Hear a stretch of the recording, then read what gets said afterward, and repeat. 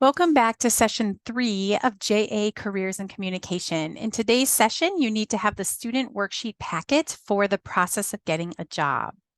So what you're going to notice in this one is you'll want to basically hand out those worksheet packets right away, because each section has an area for them to add some notes, etc. So in your guidebook on page 14, you're going to see a variety of talking prompts.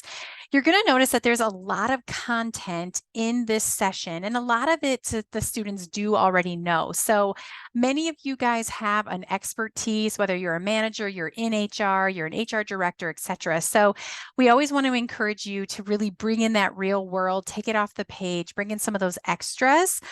So you'll notice that we want you to look at kind of the timing gauges, because some of them we just really need to go high level, which is a quick summary.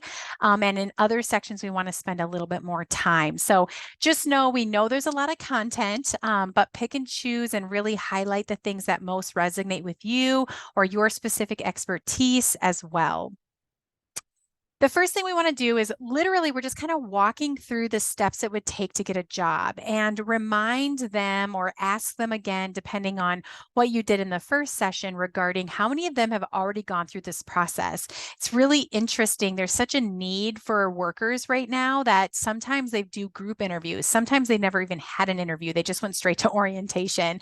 And other times their experiences at the high school level might be different to what they're going to experience in a full-time career in their future. So I always like to point that out, that maybe if their experience was, a really broad right now, that someday it might really come down to, having to really, compete for that job. So there's just a difference, and it just depends on kind of what's going on, in the world at that time. So the first little section is just identifying job opportunities. How can you find a job if you're wanting one?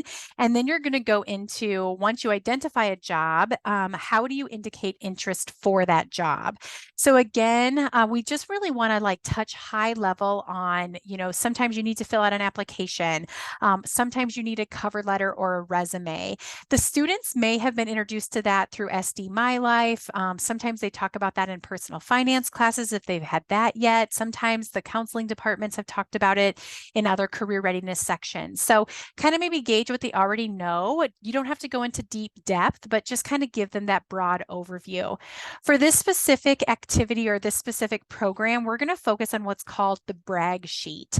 And it's a little bit of a precursor to what you would put into a resume and or things you would showcase in an interview.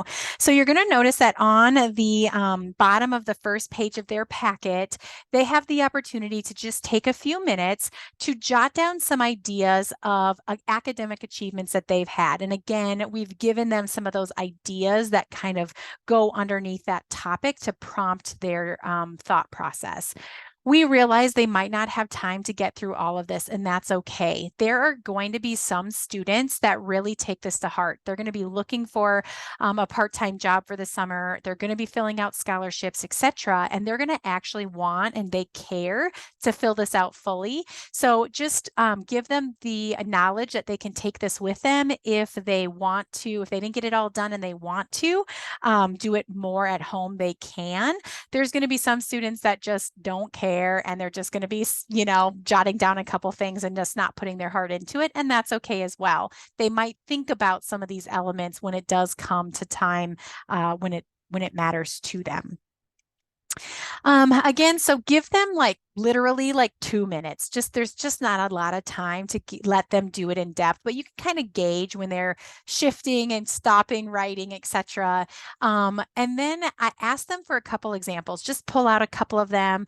Ask, what were some of the extracurriculars that you noted, or what are some of the, personal achievements that you've had, etc. Just let them share and showcase a few of the things that they did write down. Then usually the next step is going to be the interview, right? If you indicate your interest, the next step is usually the interview. But before we jump to the interview, we're going to tell them that there's an interim step of preparing for that interview. So step 3 is preparing for the interview. And so you just want to talk through some of these different things, appearance, body language, some of the do's and don'ts in general on the interview etiquette. And again, those are showcased in the worksheet. So again, you don't have to spend a ton of time because they can read it. If they really are interested in it, they can go more in depth, but highlight the main things that you really feel like are important to Crescendo, or some of the things that are maybe unique. A really fun way is just to ask them, if you have experience with this, what are some of the do's and don'ts that you already know about interviewing? And a lot of times they can, talk about them and you don't have to go through the list specifically, but they'll highlight them on their own. The next thing is really just kind of talking about anticipating interview questions. And I really love this. It took up some page. Obviously, I felt like it was worth putting in here. We want them to think about what are appropriate interview questions for the job that they are applying for. Okay, there's always going to be those general interview questions that we're going to talk about as we go later in this session. But you also want to think about what is applicable to the position you're applying for.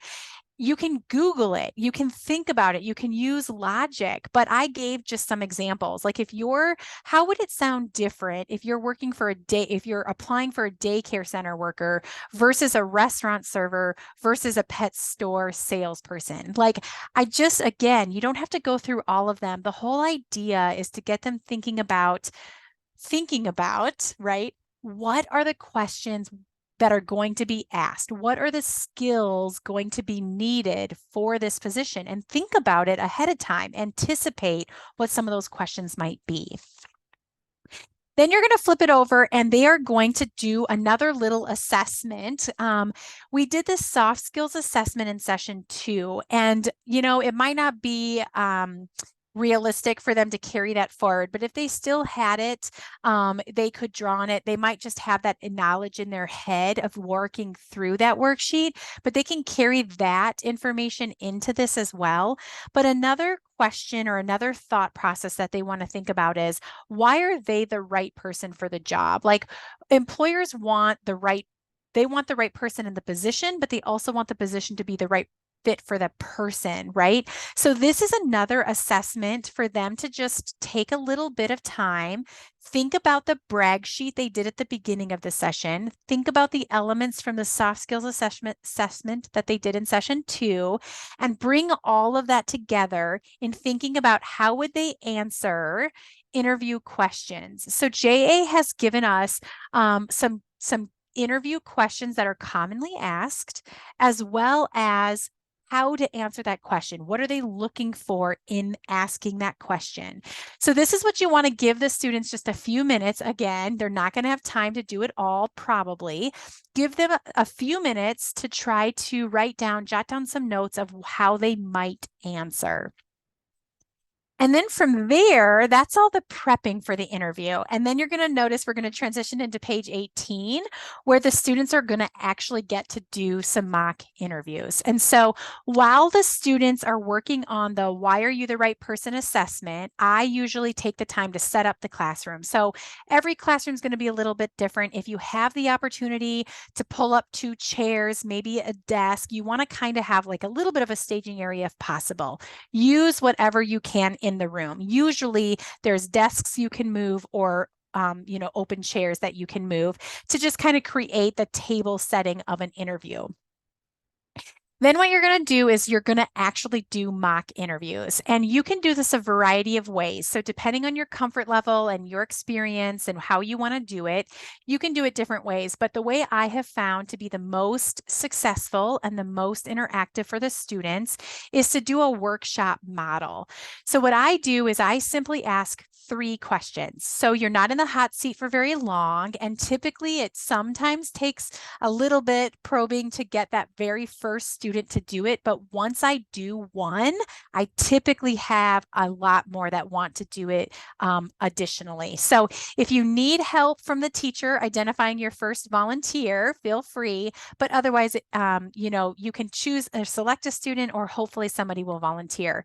What I do is the very first one, I kind of talk a little bit about the interview in general. When does it start? If you didn't talk about it like in the interview do's and don'ts, you might have already talked about some of this, but otherwise you can do it here. I always showcase that, it starts in the parking lot because oftentimes there's security cameras, right? So don't slam your door and kick your tire. It's from the front staff that comes in, the secretary that greets you, it's the janitor in the hallway, etc. All of that matters. Sometimes they think it starts in the actual interview office. It's not, right? So I walk through that. I talk through the introduction, the handshake. So that very first one, I kind of use as a little bit of a role play of how you actually get to the actual interview in and of itself. Then what I do is I ask 3 questions. So again, it's just not very in depth. I oftentimes let them indicate if they have a specific position that they want to interview for, or I just pick something pretty neutral, like a cashier at a grocery store, or again, I use a personal experience. I worked at a water park, so I might throw that in, a concession worker at the water park. So just you do whatever makes the most sense for you and your class. You're going to notice that we do have the interview questions pulled from their packet of the why are you the right person? So you can use those specific questions, or if you want to use some questions that you have prepared from your own company, if those are fair to share, that's fine as well. But we have given you some of those as examples. So then what I do in this workshop model is I do the 3 questions and then I have them stand up and I say, okay, great. Class, you guys are the coaches. Like, what are a few things that this person really did well? And I showcase them. And if it maybe didn't go the best, like you can always pull out something. So if you as the volunteer need to help say something positive, please do that. And then it's always fun to say, okay, it's a teachable moment. What are some things that you could do to coach this person to do better? And I always go out of my way to thank and praise my first volunteer and really, talk about how that was brave and just the courageousness of going first, etc. And a lot of times, the people that go next will build on what they learned in that first one. So I always showcase that. You can talk a little bit about why do people ask questions. Like I usually always ask, tell me a little bit about yourself. And then I say, why do we ask that question? Because there's questions we can't legally ask, but you might offer, or it just kind of gives us the idea.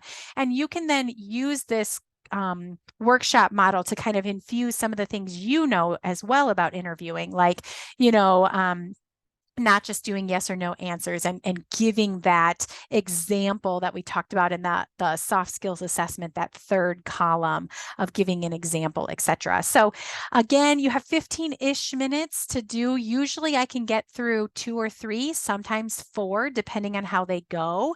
But just watch your time because you do want to have just enough time to wrap everything up.